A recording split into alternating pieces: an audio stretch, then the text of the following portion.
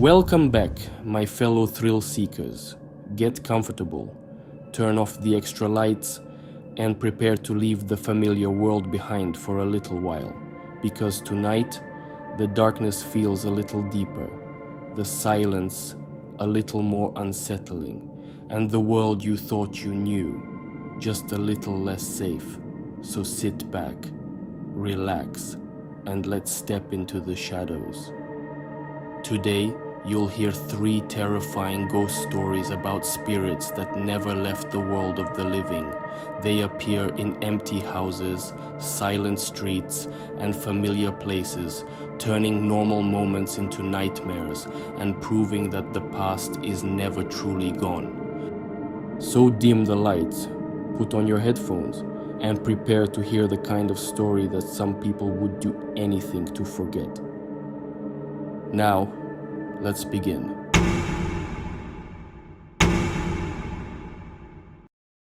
People always say old houses settle in at night.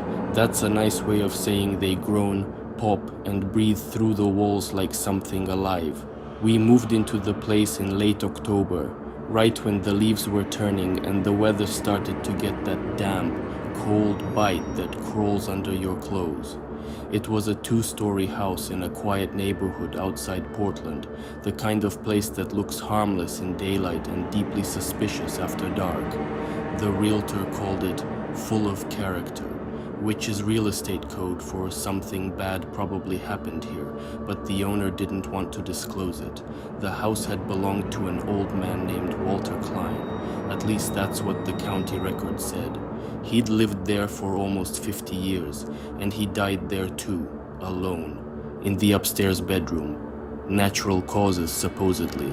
Heart failure, peaceful, clean, not a random creak, not the house shifting. Footsteps. I sat up and listened. Erin was asleep beside me. Millie was in her room down the hall. The steps stopped right outside our bedroom door.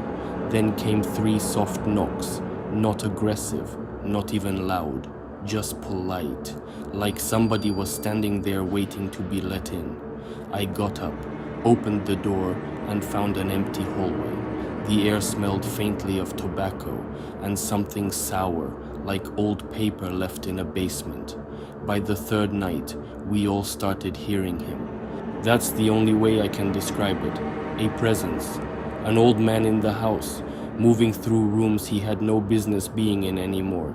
Cabinets opening by themselves, dishes sliding a half-inch across the counter, a TV turning on in the middle of the night with the volume low enough that it sounded like a whisper from another room.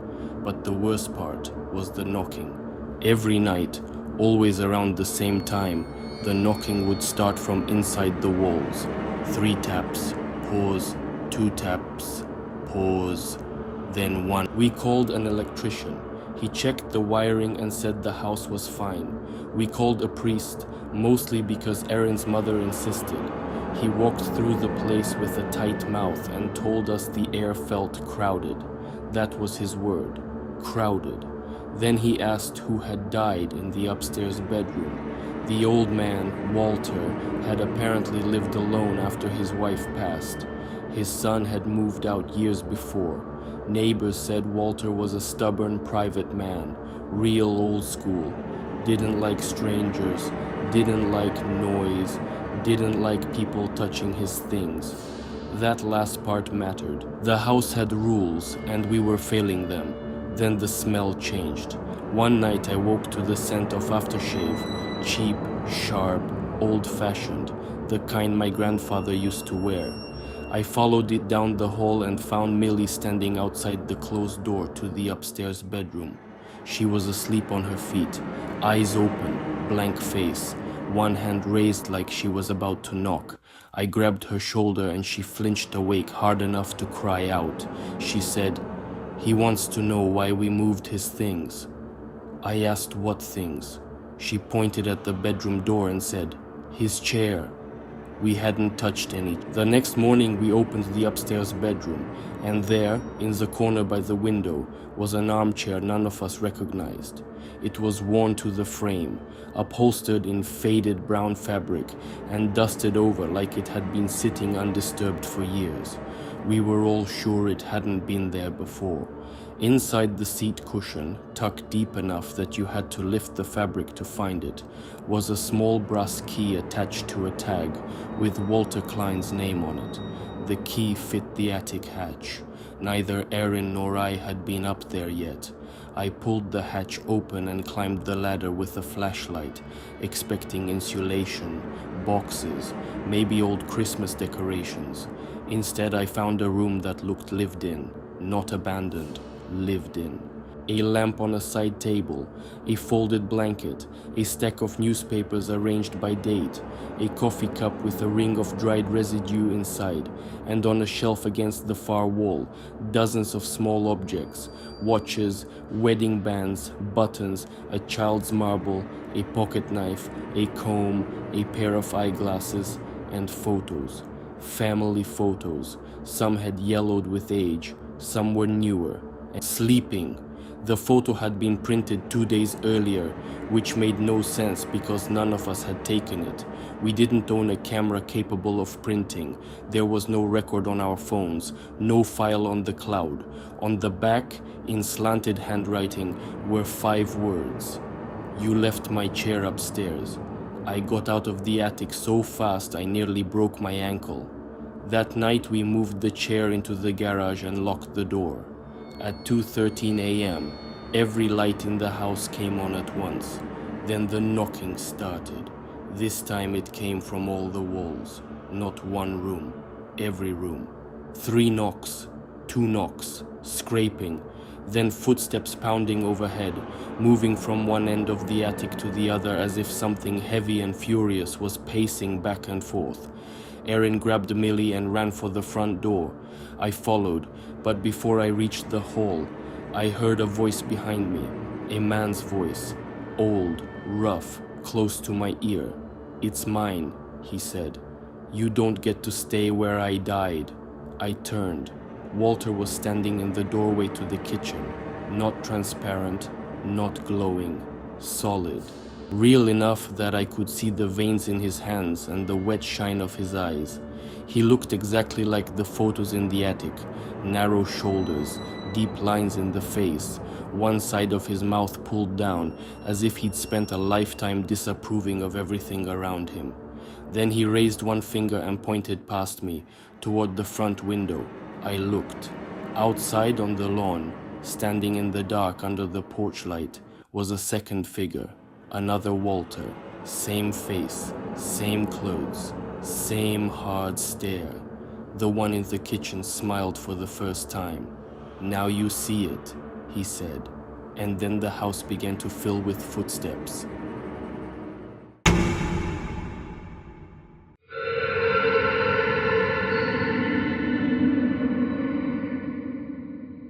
The first thing people always ask is whether he was a real bus driver.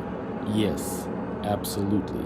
His name was Earl Vance, and for 28 years he drove the late route through the northern edge of St. Louis, back when the city still had parts of itself that felt half forgotten after midnight. The route wasn't famous for anything except being empty, cold, and just dangerous enough to make the newer drivers avoid it whenever they could. Earl took it anyway, said he liked the quiet, said people on night routes were less likely to start trouble because they're too tired to think of it. That was Earl. Dry, practical, not the type to dramatize anything. He died in 1994, supposedly of a heart attack behind the wheel at the end of his shift. Supposedly. The bus drifted into the curb near the depot.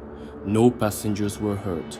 Earl was found slumped over the steering wheel, with one hand still on the wheel and the other on the fare register, like he'd been in the middle of counting change. After that, the story started. Drivers on Route 17 began reporting a strange older man standing near the back door at odd hours, usually in places where nobody should have been waiting. They'd open the door and he'd be gone. every time, always gone before anyone could speak. The first driver to tell me about it was my cousin, Denise, who worked for Metro Transit in the early 2000s.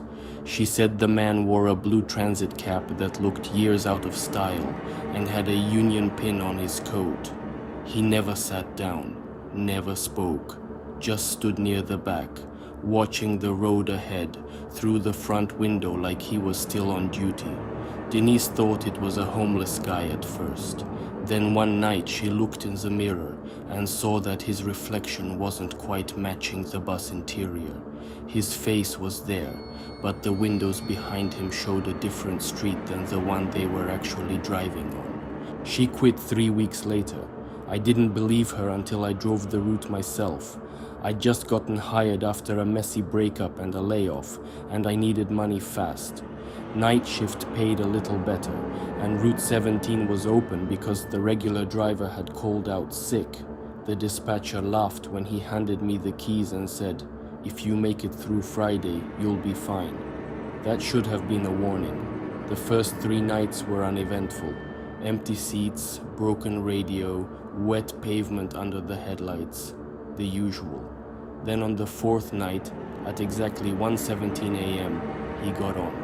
He boarded at a stop where nobody had been standing a second before. I watched him in the mirror.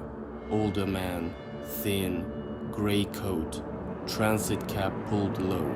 He paid with exact change, dropping 3/4 into the box with a hand that didn't quite sound right against the metal. He sat in the rear section, second row from the back, and stared out the window without blinking. I checked the mirror every few minutes. He never moved. At the end of the route, I announced the last stop and turned on the interior lights. The bus was empty, completely empty. I stopped in the middle of the aisle and just stood there, trying to make sense of it. Then I heard the old radio crackle on by itself, and a voice came through the static, not from dispatch, from the speaker. "Don't forget the dead ones," it said. I nearly hit the brake trying to get back to the front. The next night there was a folded note on the dashboard before I even started the engine. It said, "Keep driving until I get home."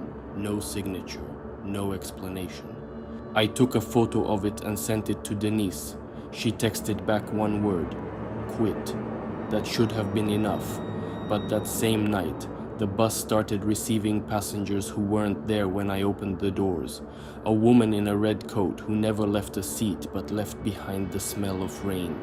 A little boy holding a paper bag of French fries, his shoes wet with mud. An old man with no face, just a smooth pale oval where features should have been. They would appear in the mirrors before they appeared in the aisle. And every time he was on the bus, the driver's area grew colder. Not chilly, not drafty, cold like a room in a morgue. Then I saw the route change.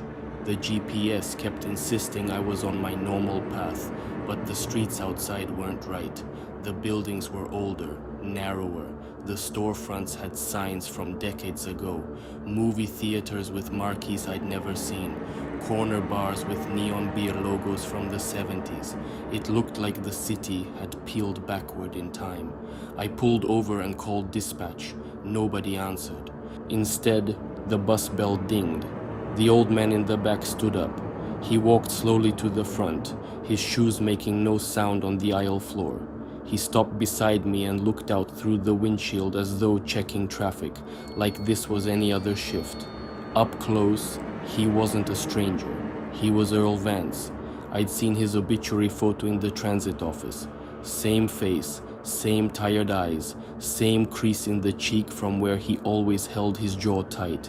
But the thing standing beside me was wrong in a way that made my skin crawl. Not decayed, not monstrous, just paused, like a recording with part of the track missing. "You're off route," he said. His voice sounded like it came through 3 walls at once. I told him I was taking him wherever he needed to go. He shook his head. "Not me, them." He pointed back toward the seats. The passengers were all looking at me now, the boy with the fries, the woman in the red coat, the faceless old man. I could feel them watching, though some of their faces had already started to blur at the edges. Earl leaned closer and said, very quietly, "If I don't get them home, they'll stay on my bus." I asked where home was. He pointed ahead. I drove. The bus turned onto a street I didn't recognize and stopped in front of a house that shouldn't have existed. It had the shape of an old brick home from the 1950s, but the windows were too dark, too deep, like cutouts in a wall. The front porch light was on. A woman stood in the doorway holding a coat to her chest. The boy in the aisle stood first, then the woman in red, then the faceless man. They all walked down the steps and into the house without a word. When the last one disappeared inside, the door closed. Earl remained. He looked at the house for a long moment, then at me. "My turn never ended," he said. I was already shaking. "What does that mean?" He smiled, and it was the saddest thing I've ever seen. "It means somebody has to take the route back." Then I saw another bus approaching from behind us in the mirror. Same route number, same color, same headlights cutting through the dark. But the driver's seat was empty, and when it pulled up beside us, every passenger inside was staring out the windows at me.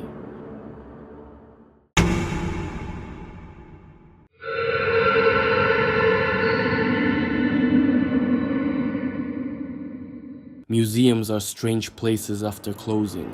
During the day, they feel curated, controlled, almost overly peaceful.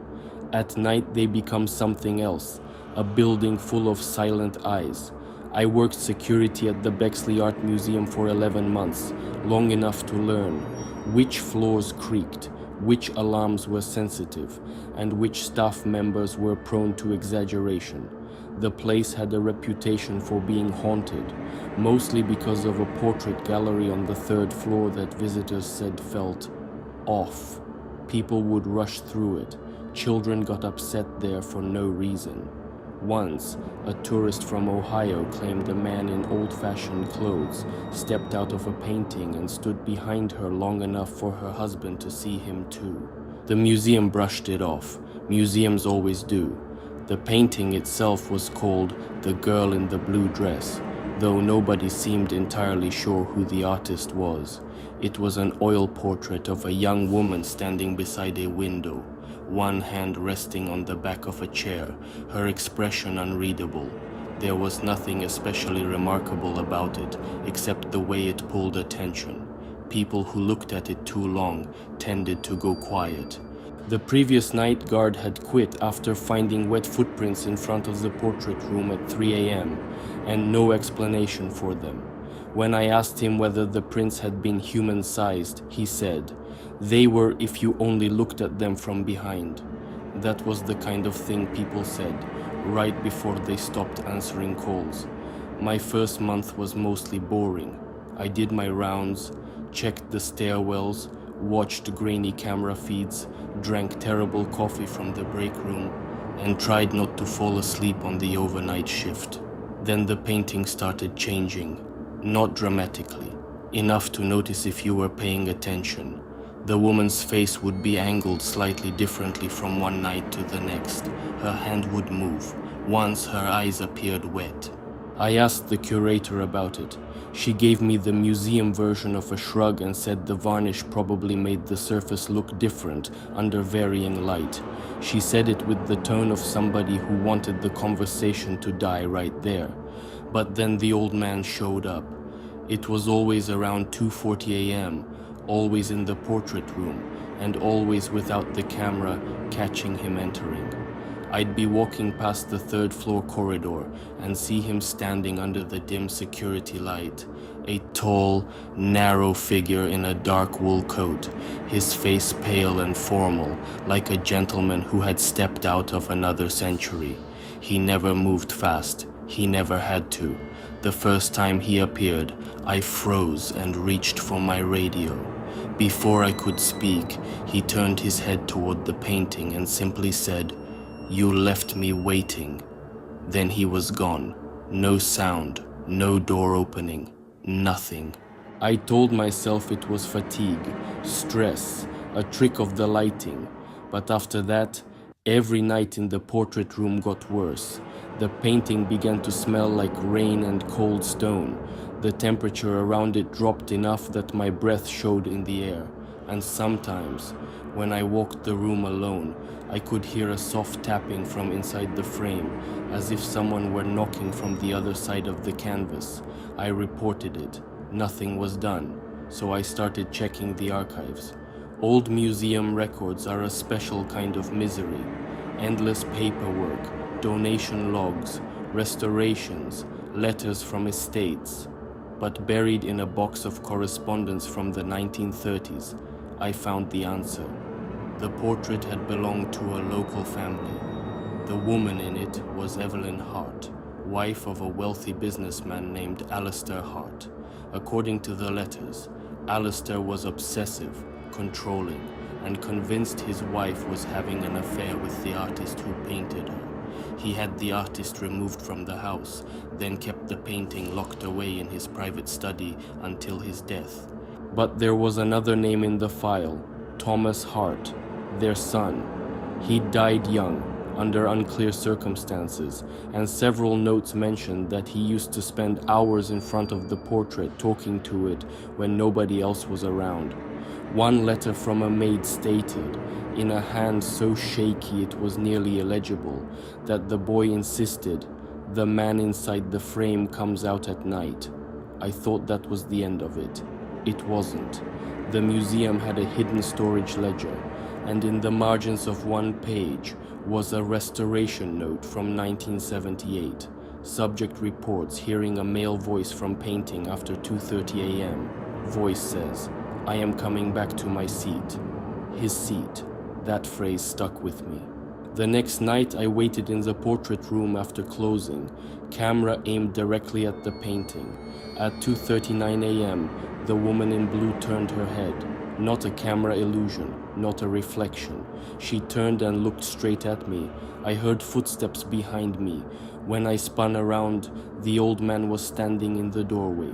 He looked like an old-world banker or judge, with sharp features and a face worn down by resentment. His eyes were fixed on the portrait with a hunger that made me instantly regret being in that room. "Out of my way," he said. I remember his voice because it was calm, too calm. He walked past me and stopped directly in front of the painting. For a second, nothing happened. Then the woman in the portrait lifted her head, her expression changing from blank stillness to pure dread. The man smiled and stepped into the frame. I don't mean he walked behind it. I mean the surface of the canvas opened like water. His shoulders vanished first, then his torso, then his face. One moment he was in the room, and the next he was inside the portrait, standing beside the woman as if he had always belonged there. The room went dead silent. The painting changed. The woman's blue dress darkened. A second figure appeared behind her in the window reflection, then a third. Then, to my horror, I recognized the faces from old photographs in the archive. The family, all of them, locked inside the painting like layers under varnish. The woman's lips moved. I couldn't hear her, but I knew she was saying the same thing over and over. "Help us." I backed out of the room and nearly collided with my supervisor, who had come up because the motion alarm was tripped. He went in before I could stop him. He never came back out. Security reviewed the footage the next morning. The camera showed me standing alone in the room the entire time. No old man, no moving portrait, no supervisor entering, just me staring at the painting for nearly 20 minutes until the feed cut to static. I wanted to quit. I planned to. But that night, when I came in for my shift, the painting had a new detail. A fourth figure in the window. A man in a security uniform, standing behind the woman in blue, holding a radio. and when I looked closer, I saw the name patch on the uniform. Mine.